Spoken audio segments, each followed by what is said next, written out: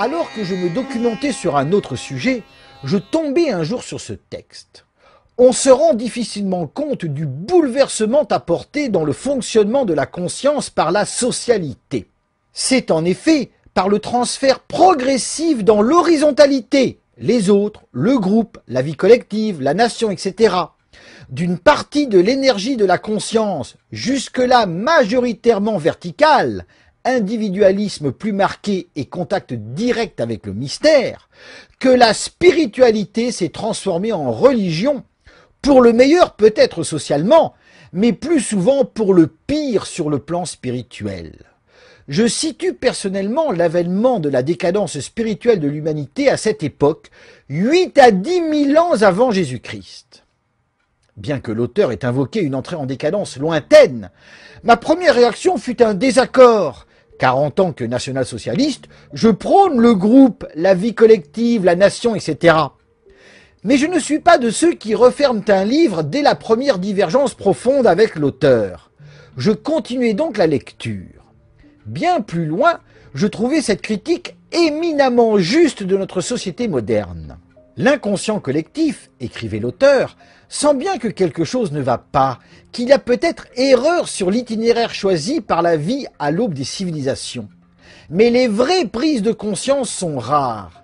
Il y a plutôt une réaction généralisée dans le mauvais sens qui ne fait qu'accélérer le phénomène. Et bien que de plus en plus d'individus commencent à pressentir que la socialité leur a volé leur âme, que leur conscience ne leur appartient plus, ils se contentent d'un repli amer sur eux-mêmes et au lieu d'essayer de redevenir des individus pensant par eux-mêmes, ils deviennent des individualistes pensant pour eux-mêmes, ce qui les enferme doublement. Pendant ce temps, sous leur nez, se met en place un gigantesque réseau mondial qui achève le décervelage des êtres humains. Et d'expliquer, des millions d'êtres humains s'apprêtent, comme dans une fourmilière, à devenir de simples cellules du grand corps terrestre. Un système nerveux central, constitué de quelques centaines d'individus, dirigera l'ensemble de la Terre par une informatique implantée dans les moindres recoins de l'espace vital des hommes et jusque dans leur corps. Ils deviendront encore plus que maintenant et irréversiblement spécialisés, la polyvalence étant dangereuse pour ce système car facteur de conscience individuelle accrue. L'espèce humaine se serait-elle coincée dans une niche écologique non évolutive par hypertrophie socialitaire? Plus loin, l'auteur dénonce cette fringale relationnelle appelée communication, une autre forme de dépendance qui se manifeste par une verbalisation ininterrompue qui absorbe une énorme partie de l'attention humaine. 99% des échanges verbaux entre les personnes sont inutiles. 100% ne servent qu'à parler de soi. Le langage étant un code collectif derrière lequel chacun met cependant ses propres vécus subjectifs, non seulement celui qui parle, quoi qu'il dise, ne fait en réalité que décrire sa propre perception du monde, c'est-à-dire lui-même. Mais celui qui écoute ne fait qu'entendre ce qu'il dirait lui-même s'il employait les mêmes mots que son interlocuteur.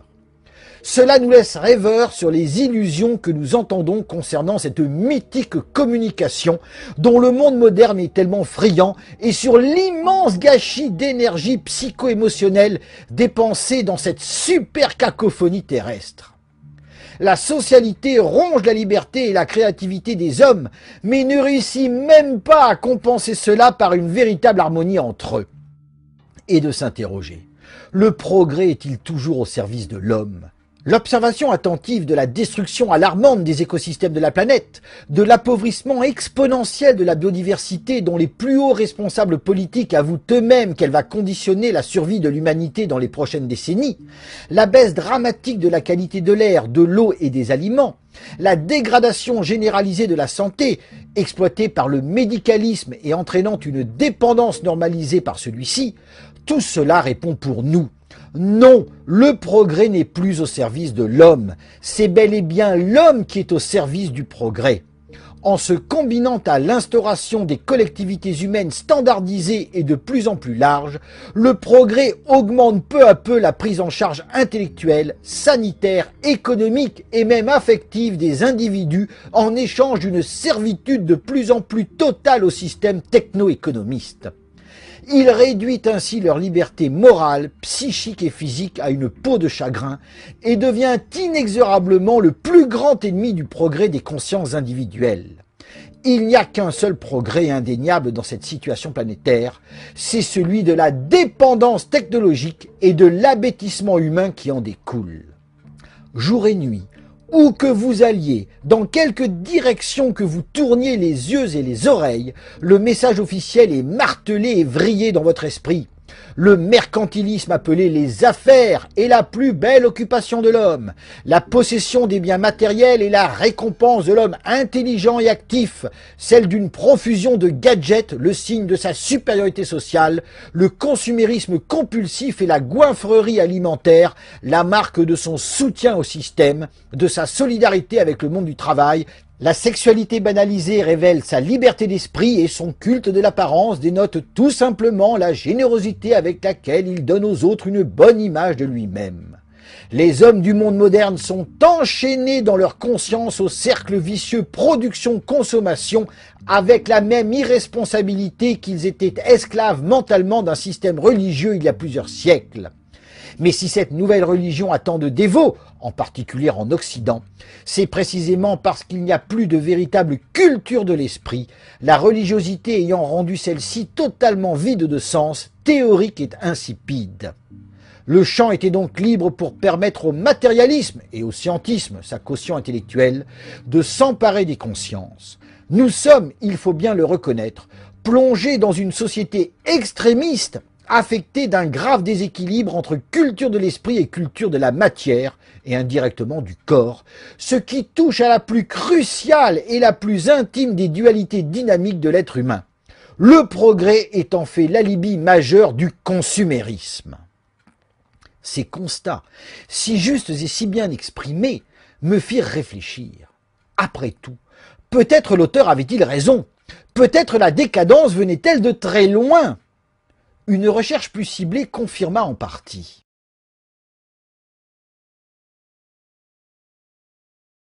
Pourquoi le commerce se développe-t-il? Parce que toute cette production trouve des distributeurs. Et pourquoi trouve-t-elle des distributeurs? Parce qu'en bout de chaîne, et à tous les niveaux, des acquéreurs se présentent, avides de consommer. On me dira que ces consommateurs sont manipulés par la publicité.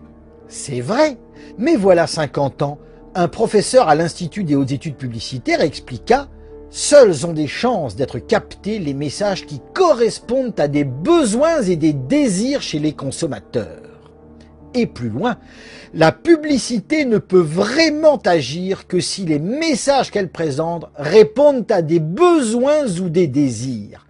Elle ne crée pas de besoins, mais se contente de les éveiller. Je partage ce point de vue. La publicité réussit parce qu'un appétit intérieur préexiste. On veut acheter pour combler un besoin. Mais qu'est-ce qu'un besoin? C'est un vide ressenti et que l'on veut combler. D'où cette question.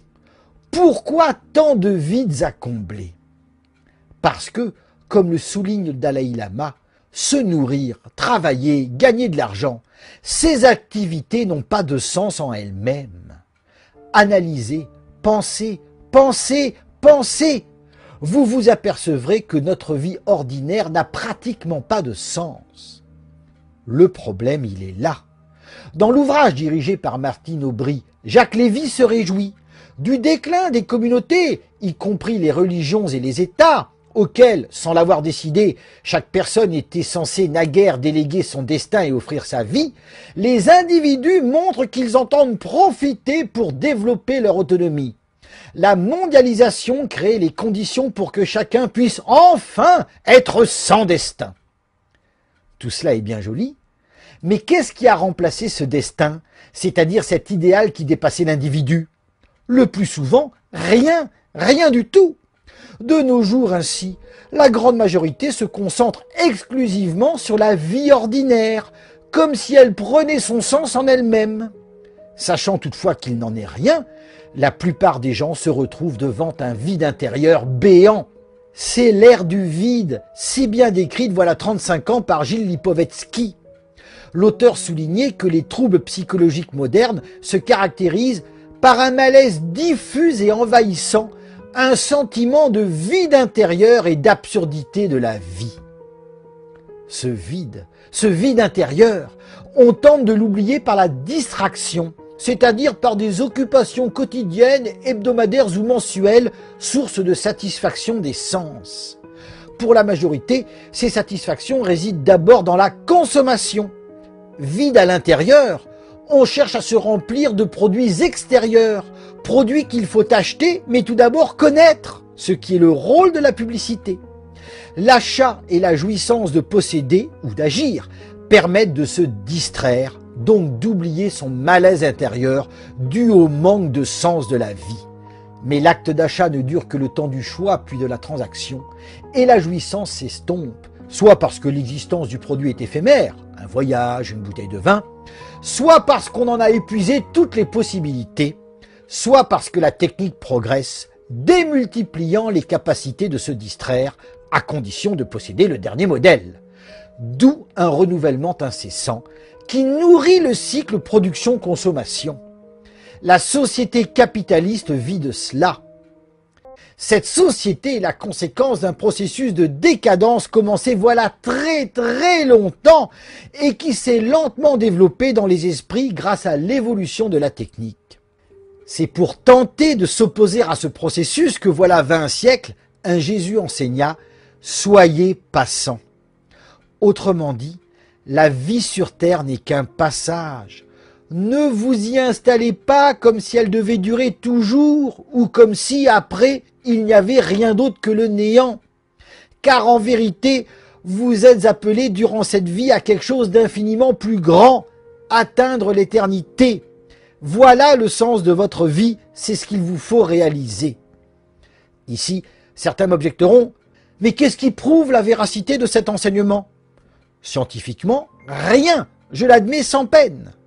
Toutefois, cette réponse négative laisse intacte la question. Car outre que la science ne peut démentir le Christ, l'hypothèse matérialiste du néant après la mort m'apparaît peu vraisemblable. Et voici pourquoi. Nous sommes ici confrontés à la question « Qu'est-ce que la vie ?» Cette question, Leibniz la posait en ces termes. Pourquoi y a-t-il quelque chose plutôt que rien ? Autrement dit, pourquoi y a-t-il un espace, le temps et surtout des lois physiques s'appuyant sur des constantes cosmologiques réglées avec tant de précision? Comment expliquer que ces lois en soient venues à la formation de l'ADN, origine physique de la vie? Voilà une vingtaine d'années, Hubert Reeves répondait que la science n'en savait rien. Les prétentions relatives à une explication de la création, écrivait-il, doivent être remplacées par un constat pur et simple d'ignorance. À la même époque, l'éminent hématologiste Jean-Pierre Soulier déclarait qu'au sujet de la vie, la science n'apportait qu'une seule certitude. Les individus n'ont qu'un rôle modeste, éphémère et interchangeable, celui de transmettre les gènes de leur espèce. Transmettre, oui, mais pourquoi ? Là encore, pas de réponse. La vision naturaliste, concluait-il, laisse entier le mystère de la signification du vivant. Depuis, rien n'a changé. La fameuse M-théorie ou théorie du tout annoncée par Stephen Hawking se fait toujours attendre. Autrement dit, aucune explication physique de l'univers qui se serait créé lui-même n'a encore été trouvée. Alors certes, on peut penser qu'elle le sera un jour. On peut supposer qu'elle invoquera des fluctuations quantiques ayant donné naissance à un univers viable, le nôtre. On peut ajouter que ces fluctuations quantiques existent de toute éternité et que la question du pourquoi est dénuée de tout sens. On peut enfin soutenir qu'une fois créé avec ses lois physiques, cet immense univers devait nécessairement se peupler de milliards de systèmes solaires et que sur l'une au moins de ces innombrables planètes, la vie devait fatalement apparaître. Les scientifiques ont le droit, voire même le devoir de spéculer ainsi. Mais pour l'heure, il s'agit de spéculation. Car Claude Allègre l'explique, en 1953, Stanley Miller a montré qu'on pouvait synthétiser des acides aminés dans une ampoule de verre soumise à des décharges électriques. Depuis lors, malgré des recherches actives, on n'a pas réussi à synthétiser quoi que ce soit qui ressemble à l'être vivant le plus primitif, quelque chose qui se nourrisse, croisse et se reproduise. Quant au fait que l'homme descend du singe, avec une rupture totale entre ces deux espèces, notamment en ce qui concerne les performances intellectuelles, nul n'a encore fourni d'explication satisfaisante à ce grand mystère. Comment la conscience est-elle née? Le mystère de la vie, comme celui de l'intelligence, reste entier. Et en science, la spéculation ne remplace pas la démonstration. L'ennui est que, comme le rappelle le biophysicien Henri Atlan, l'unique, le non reproductible, échapperont toujours à la science qui se fonde justement sur la reproductibilité de l'expérience. Or, la vie étant apparue une seule fois sur la planète Terre, dans un passé reculé et sur une période de plusieurs milliards d'années, on ne voit pas trop comment reproduire la même expérience en termes de grandeur et de conditions initiales. En conséquence, même appuyées par des tests locaux, les théories avancées pour expliquer l'apparition de la vie ne pourront jamais être validées par une expérience ayant force de preuve. De son côté, l'astrophysicien Trinh Duan Tong souligne « Nous ne pouvons pas déduire la vie à partir de l'étude de particules élémentaires inanimées, de cet atomisme né en Grèce avec Démocrite. Comment la vie a-t-elle surgi de l'assemblage d'étoiles reste l'un des grands mystères de la science. De même, la conscience ou l'esprit est un phénomène émergent qui ne saurait être réduit à un flot d'électrons dans les neurones. » Il a raison. Au final, l'hypothèse naturaliste d'une vie apparue suite à la seule application de lois physiques implique un univers aveugle, c'est-à-dire une agora des corps, où les corps se rencontrent sans savoir qu'ils se rencontrent, dans une ville qui n'a été construite par personne, où les photons sont des intermédiaires inconscients entre des corps inconscients, où des informations mécaniques fonctionnent aveuglément, où les expéditeurs et les récepteurs des messages sont aussi inconscients des messages que les câbles téléphoniques, où les facteurs des postes sont illettrés et aveugles, où l'organisation des postes et télécommunications s'est montée entre des êtres qui ne savent ni parler ni écrire, etc. J'avoue que cette vision des choses m'a toujours laissé perplexe. Ma raison se cabre lorsqu'on lui demande de croire que les processus infiniment complexes de la vie seraient le résultat de lois aveugles qui, agitant des agents aveugles, finiraient par engendrer un ordre. Et quand bien même l'établirait-on, la réflexion de l'académicien Jean Guiton resterait valable. Certes, disait-il, les lois de l'évolution énoncées par Darwin existent et elles font une large part à l'aléatoire. Mais qui a décidé ces lois? Tout comme le biologiste François Jacob, je pose cette simple question. Qui a élaboré les plans de la première molécule d'ADN porteuse du message initial qui va permettre à la première cellule vivante de se reproduire? Ces questions, et une foule d'autres, restent sans réponse si l'on s'en tient aux seules hypothèses faisant intervenir le hasard. C'est pourquoi, depuis quelques années, les idées des biologistes ont commencé à changer. Les chercheurs les plus en pointe ne se contentent plus de réciter les lois de Darwin sans réfléchir.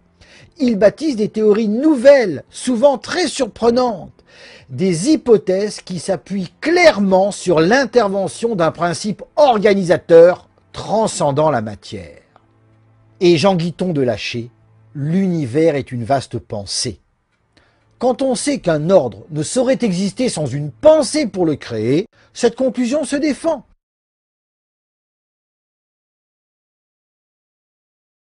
Les cosmogonies traditionnelles l'ont toujours expliqué avec autant de logique que peut le faire un scientifique.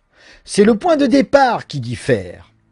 Pour ces cosmologies traditionnelles, à la base existe l'unité, qui est hors du temps et de l'espace, donc sans commencement ni fin et sans changement.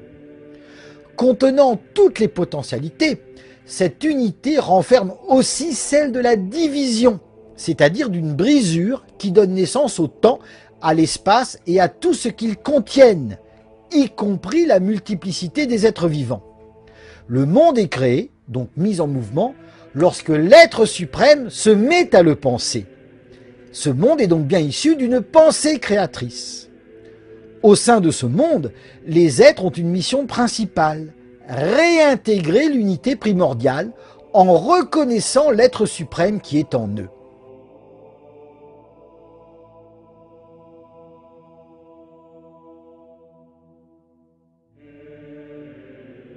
Dans le livre tibétain de la vie et de la mort, Sogyal Rinpoché explique « Tous les guides spirituels de l'humanité nous ont transmis le même message, à savoir que le but de notre vie sur Terre est de nous unir de nouveau à notre nature éveillée fondamentale.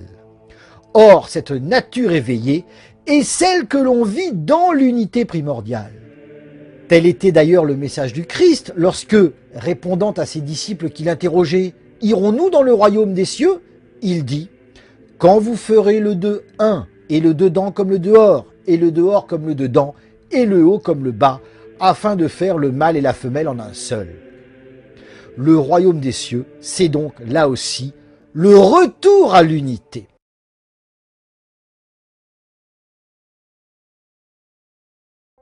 Toutefois, plongés dans l'illusion de la création, les âmes oublient leur mission principale et se mettent à rechercher le bonheur dans le plaisir des sens et l'attachement. Argent, gloire, conquête, sexe, ascension sociale et plus près de nous, voyages, distractions diverses, nanotechnologie, drogue. Les voies sont multiples.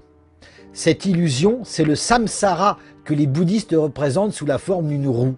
Au centre, le cochon, le coq et le serpent représentent les trois poisons de l'illusion, de la cupidité et de la haine. Mais l'expérience démontre qu'au final, toutes ces voies pour rechercher le plaisir des sens mènent à l'insatisfaction, voire au malheur. Sentiments de vide intérieur, pauvreté, trahison, revers de fortune, chômage, maladie, lassitude, angoisse, déprime, dépression. Autant de mots que nos sociétés modernes connaissent. Tant qu'elles vivront dans cette illusion, les âmes seront emportées dans la ronde des morts et des renaissances. Chaque vie aura son lot d'épreuves, sources de souffrance, jusqu'à ce que ces âmes comprennent que, pour atteindre le vrai bonheur, il faut s'extraire de l'illusion et pratiquer le renoncement. Le vénérable Geshe Kelsang Gyatso enseigne « Cette vie humaine, avec toutes ses souffrances et tous ses problèmes, est pour nous une excellente occasion d'améliorer à la fois notre renoncement et notre compassion. Étant donné que ma conscience est sans commencement, j'ai eu d'innombrables renaissances dans le samsara. J'ai déjà eu d'innombrables corps. S'ils étaient tous réunis, ils rempliraient le monde entier et tout le sang et tous les autres liquides qui ont circulé dans ces corps formeraient un océan. Dans toutes ces vies antérieures, mes souffrances ont été si grandes que dans mon chagrin, j'ai versé suffisamment de larmes pour remplir un autre océan. Dans chacune de ces vies, j'ai éprouvé les souffrances de la maladie, de la vieillesse, de la mort. J'ai été séparé de ce que j'aimais et j'ai été incapable de satisfaire mes désirs. Si je n'atteins pas la libération permanente de la souffrance dès maintenant, je devrais, dans mes innombrables vies futures, éprouver ces souffrances encore et encore. En contemplant tout cela, nous prendrons du fond du cœur la ferme résolution d'abandonner l'attachement au plaisir mondain et d'atteindre la libération permanente de la renaissance contaminée. En mettant cette résolution en pratique, nous pourrons contrôler notre attachement et de cette façon résoudre bon nombre de nos problèmes quotidiens. Voilà pourquoi au final, l'épreuve est bénéfique. Sogyal Rinpoché explique: la douleur, le chagrin, la perte, les frustrations incessantes de toutes sortes sont là dans un but réel et crucial, nous réveiller, nous aider et presque nous obliger à échapper au cycle du samsara et à libérer ainsi notre splendeur emprisonnée. Par conséquent, si, vu dans la dualité, c'est-à-dire dans le monde, l'élément extérieur qui apporte l'épreuve est perçu comme un adversaire à combattre, voire à abattre, considéré à un niveau supérieur, il devient un allié, car il est envoyé pour nous extraire de l'illusion. Plus exactement, c'est nous-mêmes qui l'avons attiré pour apprendre et comprendre. Dès lors, ce n'est plus cet agent extérieur qu'il faut combattre, mais ce qui, en nous, l'a mis sur notre route. Dès lors, ce n'est plus cet agent extérieur qu'il faut combattre, mais ce qui, en nous, l'a mis sur notre route.